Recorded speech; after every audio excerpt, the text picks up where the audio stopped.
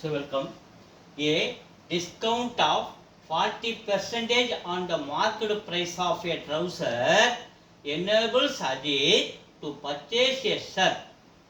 அதாவது 40% அஜித்துக்கு டிஸ்கவுண்ட் கிடைக்குது. அந்த டிஸ்கவுண்ட்ல அவர் என்ன பண்றாரு, ஒரு சட்டையே வாங்கிடலாம் அப்படின்னு சொல்றாங்க.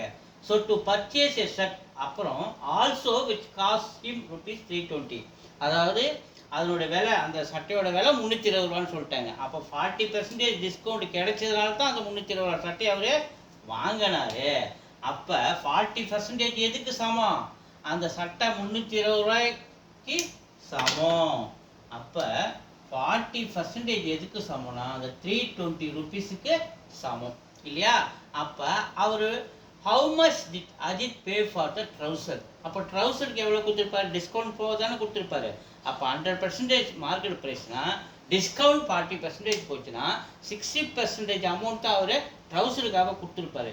அந்த மீறி கிடைக்கிற அந்த டிஸ்கவுண்ட் காசில் தான் சட்டையை வாங்குறாரு ₹320. அப்போ 40% ₹320னா 60 தான் ட்ரௌசர் கொடுத்துருப்பாரு. அது எவ்வளோ அப்படின்னு நமக்கு கேட்குறாங்க.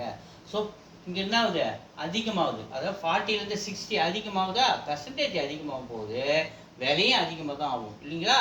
விலையும் அதிகமாக தான் ஆகும். அப்போ ரெண்டுமே ஒரே சிம்பிள் காட்டுச்சுன்னா, அதாவது டைரக்ட் வேரியேஷன் காட்டுச்சுன்னா, இதை நம்ம என்ன பண்ணணும், 60 மேலேயும் 40 கீழேயும் போட்டுங்க. 60/40 மல்டிப்ளை இந்த 320. ஸோ 40 டேபிள் ஆச்சா? 8 times 8 6 are 48. ஸோ இந்த 0 இருக்குது.